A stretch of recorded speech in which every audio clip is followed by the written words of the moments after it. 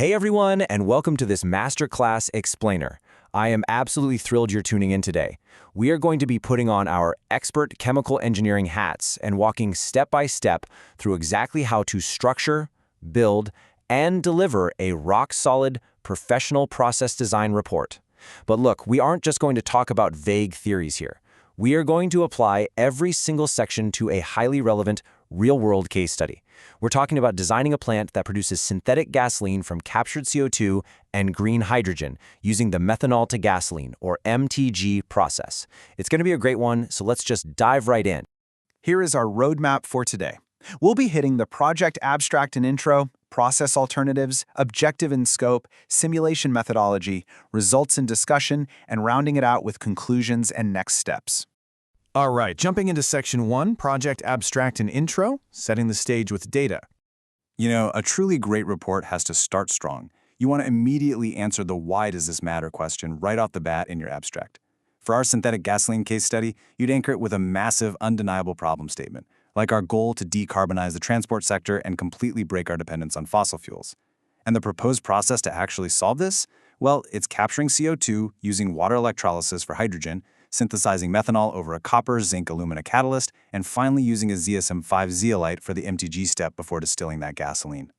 But you can't just tease the process, you have to deliver the quantitative results immediately. Bam, right up front. CapEx, 450 million euros. OpEx, 120 million euros a year. You clearly state the hot and cold utility requirements. And, crucially, you highlight a net CO2 emission of negative 1.2 kilograms per kilogram of gasoline. Throwing these numbers out instantly proves your plant is technologically viable, while, subtly hinting at the financial realities we'll unpack a bit later. Now, as you move into your introduction, you really must ground your theoretical design in the real world. A professional engineer doesn't just invent a process in a vacuum, right? You need to cite concrete literature and prove regulatory compliance. For our specific plant, the final product absolutely must hit the EN 228 standard for gasoline.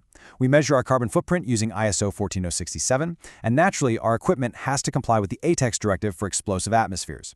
Doing this shows mature, seasoned engineering judgment right from page 1. Moving on to Section 2, Process Alternatives, evaluating those technical pathways. You can't just pitch one idea and call it a day.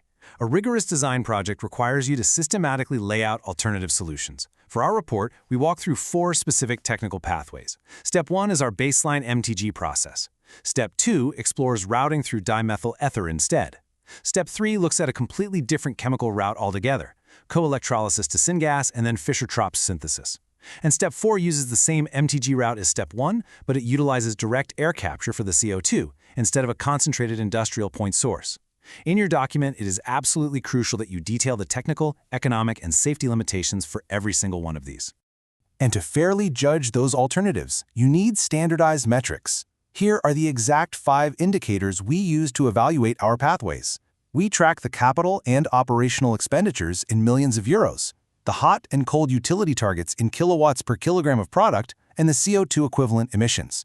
We're pulling these outputs directly from our Aspen Plus simulations and evaluating the emissions strictly against the GHG protocol. It's an apples-to-apples comparison. Next up is Section 3, Objective and Scope, defining our project boundaries. I literally cannot stress enough how crucial this next step is for preventing scope creep. As an engineer, if you don't define exactly where your design starts and where it stops, you are going to be simulating forever. You need a crystal clear objective statement. Ours is, design a plant producing 100 kilotons per year of gasoline from CO2 and hydrogen, achieving a purity greater than 95% by volume and a research octane number, or RON, above 90. And just as importantly, our scope explicitly excludes the transport of the final product, long-distance CO2 compression, and final commercial storage. We draw a very tight box around the chemical transformation itself. All right, Section 4, Simulation Methodology, building the Aspen Plus model. Now we get to the absolute core of the engineering analysis, the mathematical and thermodynamic foundation of the plant. First, you select 2 of your earlier alternatives for a deep dive comparison. In our case, we're pitting Alternative 1 directly against Alternative 4. Why those 2? Because we really want to isolate and analyze the massive impact of the CO2 source. Is it cheaper to buy industrial CO2, or should we pull it directly from the air with DAX? That is exactly what our simulation is going to answer. When you're documenting your Aspen Plus setup, you must be relentlessly detailed. You don't just say, "Oh, we modeled it." No, you specify that you chose the NRTL thermodynamic package to accurately model the non-ideal methanol water separation. You state that you used the Peng-Robinson equation of state for the high-pressure gas mixtures. You modeled the MTG reactor using an R-Gibbs block. You also explicitly list out your assumptions, things like assuming steady-state conditions, zero heat loss, and a standard 0.5 bar pressure drop across all major equipment. Which brings us to Section 5, Results and Discussion, Proving Viability and Safety. This is where all that hard mathematical work finally pays off in the form of tangible plant data. You want to beautifully and clearly summarize your mass and energy balances alongside a preliminary equipment list. For instance, feeding 150 tons per day of CO2 and 20 tons of hydrogen yields 100 tons of synthetic gasoline. We list actual equipment tags like heat exchanger E101 operating at 250 degrees Celsius and 50 bar. We hit an energy efficiency of 58% based on the lower heating value. Doing this proves your design is actually grounded in reality. But then, we have to talk about the money. 450 million euros. That is the CapEx, the upfront capital expenditure required to actually build this green energy infrastructure. We also calculated our OpEx at 120 million euros per year. I mean, these numbers are staggering, but they are completely realistic for first-of-a-kind synthetic fuel plants. And seeing a number like 450 million brings us to the pivotal question your report absolutely has to answer. Sure, the chemistry works on paper and the engineering is totally sound, but is this plant actually economically viable in the real world? This is where you introduce the mandatory sensitivity analysis section. A rigorous sensitivity analysis reveals the exact financial breaking point of your project. We found that if the price of green hydrogen fluctuates anywhere between 1 and 5 euros per kilogram, our operational expenses swing wildly by 40%. For the net present value, or NPV, of this project to flip from negative to positive, the price of green hydrogen must drop to exactly 2.3 euros per kilogram or lower. That right there is a concrete, actionable engineering insight.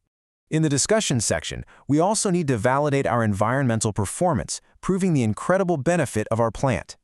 We're looking at a net negative emission of 1.2 kilograms of CO2 per kilogram of gasoline, compared to a positive 3.2 kilograms emitted by traditional fossil gasoline.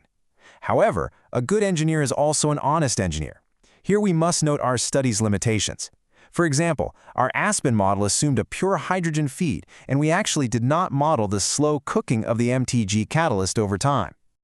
Finally, Section 6, Conclusions and Next Steps. The final academic delivery.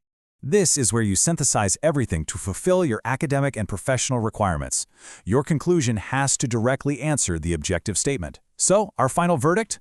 Alternative 1, using industrial point source CO2, wins over direct air capture simply because the CapEx is significantly lower right now. However, tying our engineering results back to economic realities, we have to conclude that the plant is only financially viable in current markets if carbon subsidies exceed 150 euros per ton of CO2. Now, outlining recommendations for future work demonstrates critical, mature engineering judgment. You're showing that you know the design isn't perfect yet. For our process, we recommend exploring thermal integration between the methanol and MTG reactors to lower those utility targets. We suggest studying in situ decoking methods for the catalyst. And most importantly, we advise building a 1 kiloton per year pilot plant before scaling all the way up to our 100 kilotons design. A quick administrative heads up for anyone putting a report like this together. Do not lose easy points at the finish line. Strict adherence to formatting is non-negotiable. You need at least 10 properly formatted APA references citing real literature like Hymena's MMTG research or IPCC guidelines. In Appendix A, you must paste your full Aspen stream table with temperatures, pressures, and mass flows. And Appendix B should be your step-by-step Aspen Plus procedure. Get the easy stuff right. We've covered an immense amount of ground today, from thermodynamic assumptions to multi-million euro sensitivity analyses. But I really want to leave you with this thought. Engineering reports aren't just paperwork. They are literally the blueprints for our future. If we can master the rigors of process design today, effectively communicating the chemistry, the economics, and the environmental impact, can we make circular synthetic gasoline the global standard tomorrow? I like to think we can. Thank you so much for joining me for this masterclass explainer. Keep learning, keep designing, and I'll catch you next time.